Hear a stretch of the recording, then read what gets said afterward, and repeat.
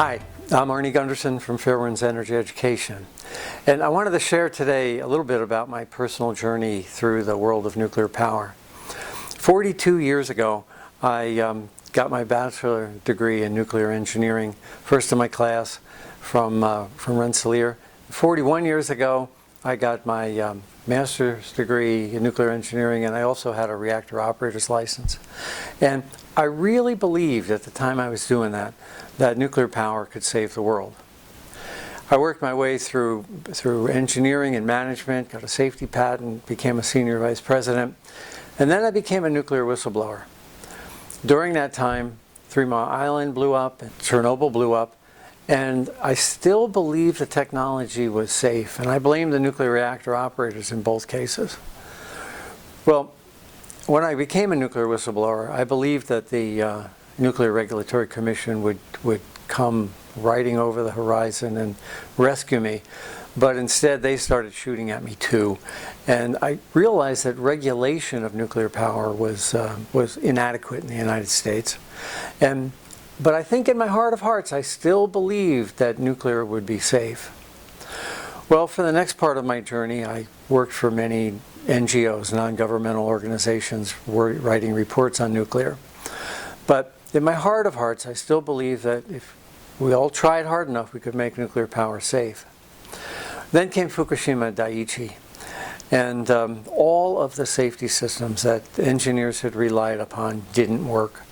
The cooling pumps on the ocean failed. The diesel generators failed. The off-site power failed. The nuclear reactor failed. The containment blew up.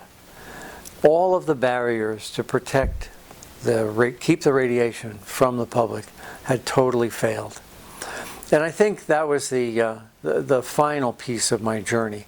I realize now that nuclear can have 40 great years and one bad day. And that's really what I've dedicated my life to make sure that one bad day doesn't happen in your backyard. Now, Fairwinds Energy Education has been doing these videos now for more than 2 years, and I think we've become respected around the world for the technical quality of our analysis.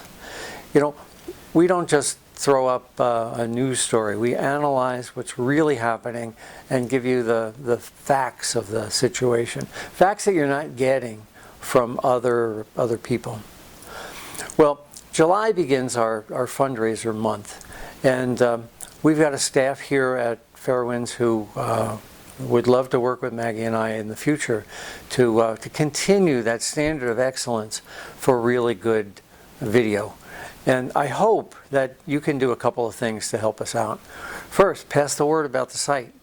You can Twitter us, you can Facebook us. There's many ways to share this analysis with the world.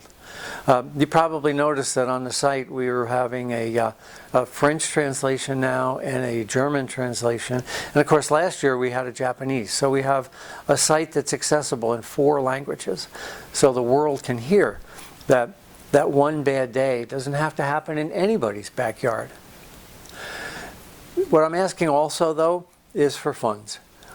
We can't do this for free. Maggie and I work for free on these videos, but we do have a production staff, and there are some costs that have to be covered.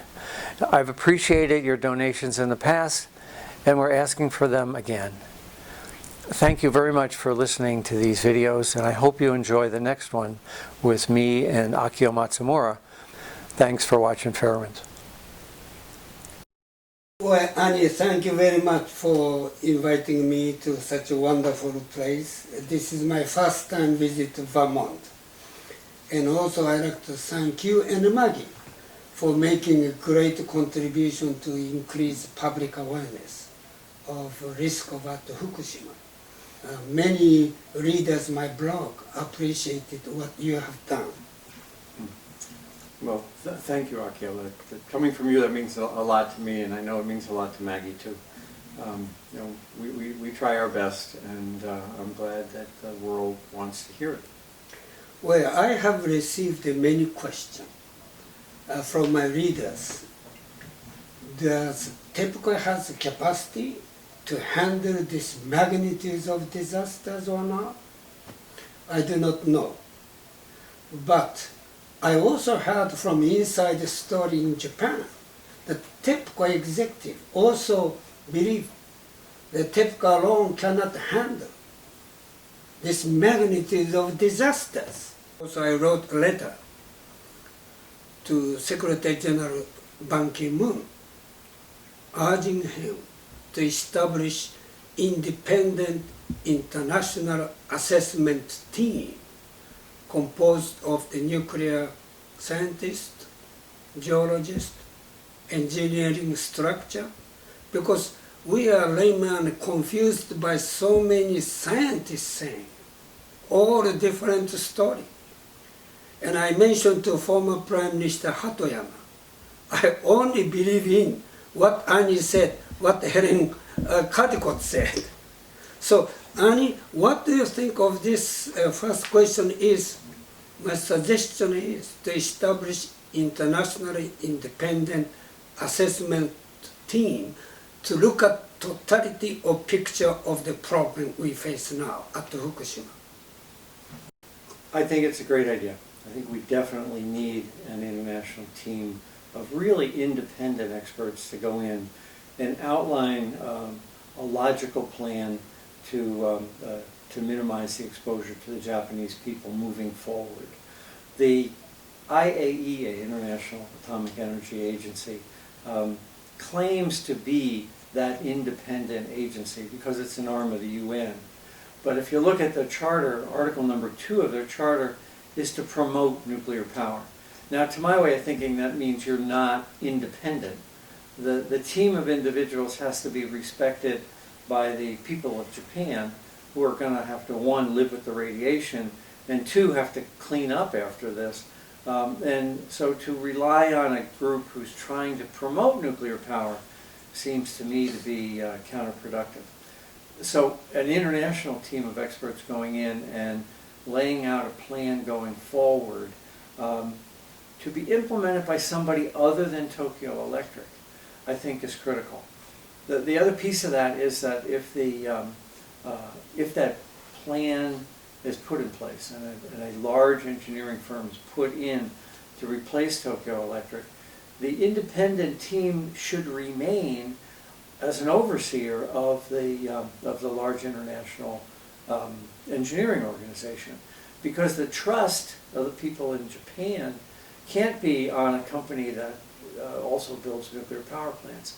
It would have to be on that independent expert team. That independent expert team could also put pressure on the nation of Japan's government to spend the money that's needed to solve this problem. I think what we have right now is that the Japanese government isn't willing to give Tokyo Electric any more money, and Tokyo Electric then is trying to decontaminate the site on a budget that's not big enough. So if that international team could put pressure on the contractor to do the job right, and also represent to the people of Japan the true cost of the cleanup, I think that would solve the two biggest problems facing the Daiichi site. In the first part of this video, we really tried to propose an alternative to the situation that's actually happening in Japan today. You know, if you read the papers or the different blogs that are out there, you can always find another problem at Fukushima Daiichi. Rats eating the wires, radiation leaking into the ocean. And what Fairwinds has been trying to do for 2 years now is to say that there are alternatives. There are alternatives to fixing up the Fukushima Daiichi site, and there are alternatives to nuclear power in the future. So the second half of this video talks about the problems on the site and the potential ramifications for the world moving forward. Please help us with a donation or translation expertise or twittering this to other people so that the message gets out there. Fairwinds needs your help so we can make sure that that one bad day isn't in your backyard. Well, thank you, Arnie. I mentioned to political leaders, I went to Japan twice last year, I'm saying this is national crisis. And national crisis cannot depend on TEPCO or private sectors. This is really serious crisis, catastrophe, not only for Japan and rest of the world. So that's number one. Now, since the accident, you also warning of danger of reactor number 4, which we understand. It's a huge contaminated water spent fuel pool. Now you also recently raised the issue, concern about reactor number 3. Would you kindly explain to me what is more your new concern of reactor number 3 compared to reactor number 4? The condition of the site right now is precarious. As long as there's no earthquake, it'll be okay. But that's a big if, where you're sort of counting on an earthquake not occurring in a country that's prone to earthquakes. And by an earthquake, I'm talking about a Richter 7 at or near the site. Now, there's 3 problems with the site right now. The first is the enormous amount of water that's stored on the site in hundreds of tanks. Tokyo Electric isn't letting us know exactly what the radioactive material is in those sites, but there's so much radiation in those tanks. We do know that the exposure to people who are outside of the plant boundary is very, very high. Now, that tells us there's this phenomenon called Bremsstrahlung, and the decay of radioactive material in those tanks is releasing X-rays in very high quantities off-site. That means that those tanks are extraordinarily radioactive, and if there is an earthquake, none of them are seismically qualified. So we could easily have a situation where 700 tanks spring leaks, it runs across the surface of the site and into the Pacific Ocean.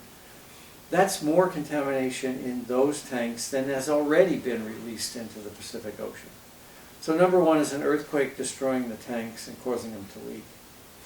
Number 2 is the concern I've had for years, which is the structural condition of Unit 4.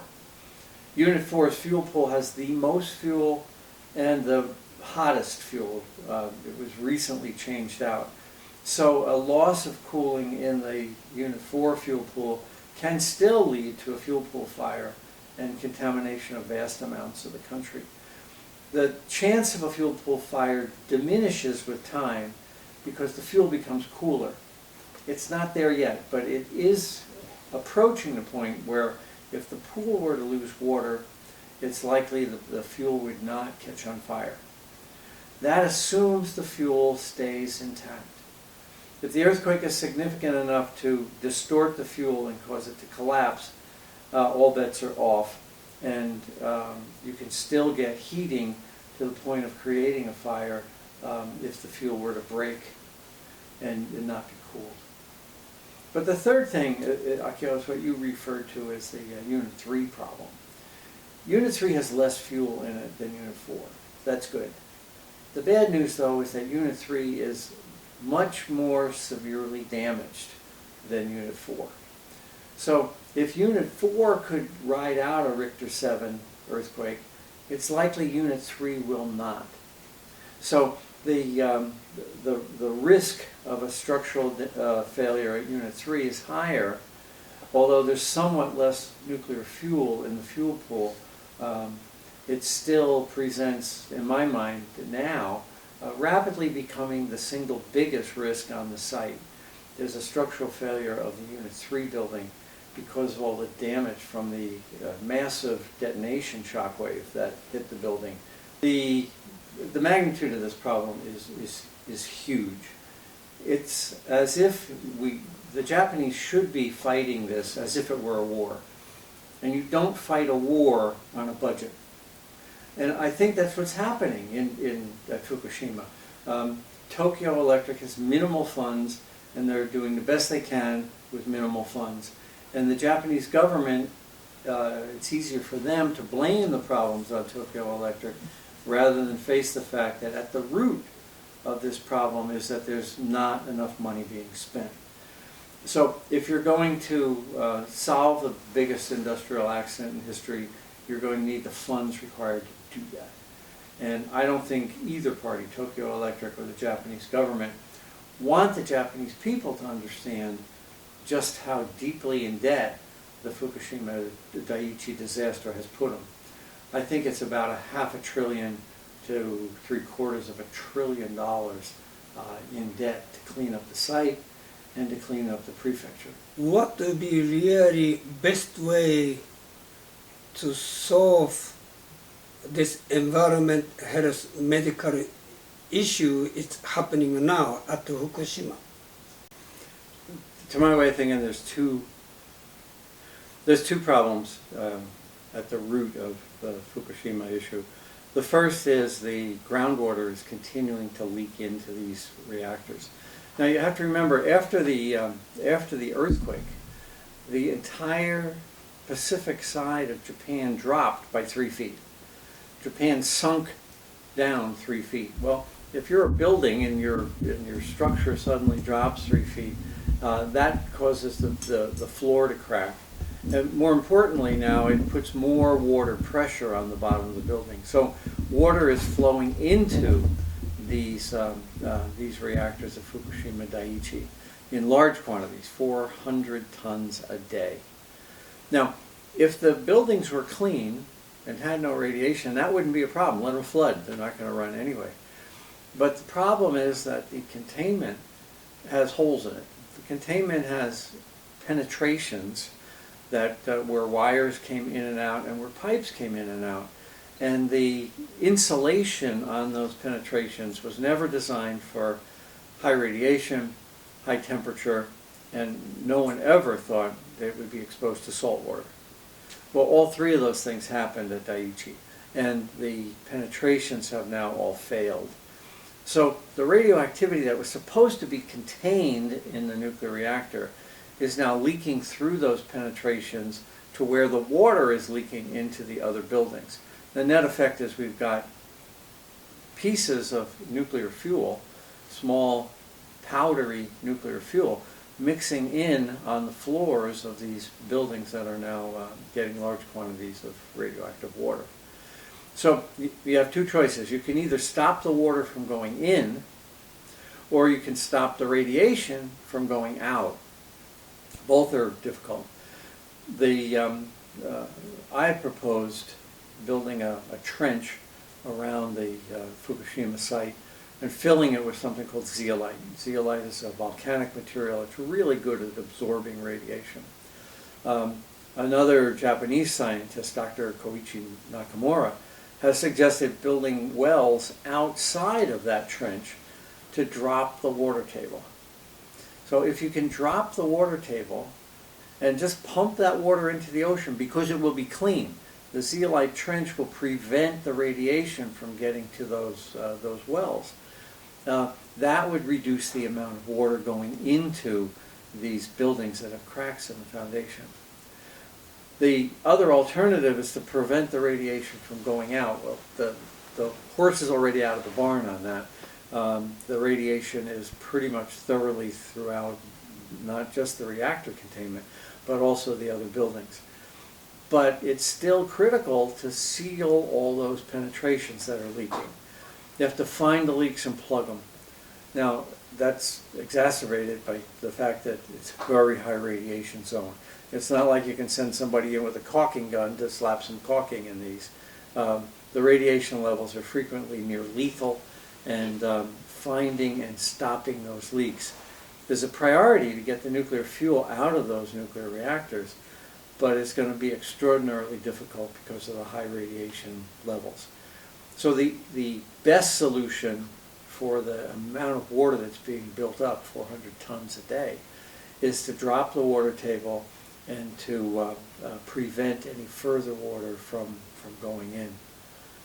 Fairwinds has been approached by 2 American manufacturers with solutions to the problems at Daiichi, and tried to get that technology implemented in the Daiichi cleanup. The Japanese have rejected both of these American manufacturers, and I'm sure there's been others. But the fact of the matter is that the technology for the zeolite trench is in use in America right now at the West Valley site, and is a proven track record of being very, very effective. So we're in a situation where an effective American technology is being prevented from being implemented in Japan by either the Japanese government or Tokyo Electric, and I really don't know which. Well, Arnie, thank you very much for explaining to us a basic issue, and I'm sure there are so many other issues. And this nuclear plant accident has raised enormous the issue the human being has never experienced. But we have to continue to study and also to bring wisdom of international team together. I cannot think any other way to suggest except to bring wisdom, experience, and please help Japan and the world. Thank you again, Arnie and Maggie, Helen, all your effort. Hi, this is Maggie Gundersen, and I wanted to thank you for watching this video. I also want to thank you for helping us do this work. We have an incredible team here at Fairwinds, and they've worked hard to bring you the cutting-edge information about nuclear safety in the world. We put a lot of energy and a lot of heart into our work, and we give you the answers that you're never going to get from the mainstream media. Please help us. Please contribute, either send a check or donate via PayPal, and help us to continue to bring you the cutting-edge information you count on. Thank you.